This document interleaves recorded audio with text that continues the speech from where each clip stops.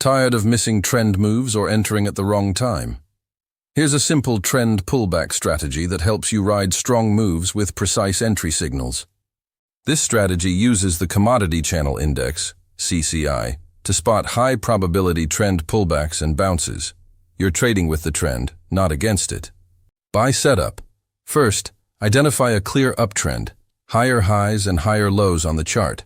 Wait for price to pull back and the CCI to dip below 100 into the support zone. Then watch for CCI to bounce back above 100. That's your confirmation of resumed bullish momentum. Enter your buy at the candle close once CCI crosses back above 100. Sell setup.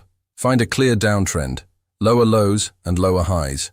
Wait for price to pull up and the CCI to rise above 100 into resistance territory.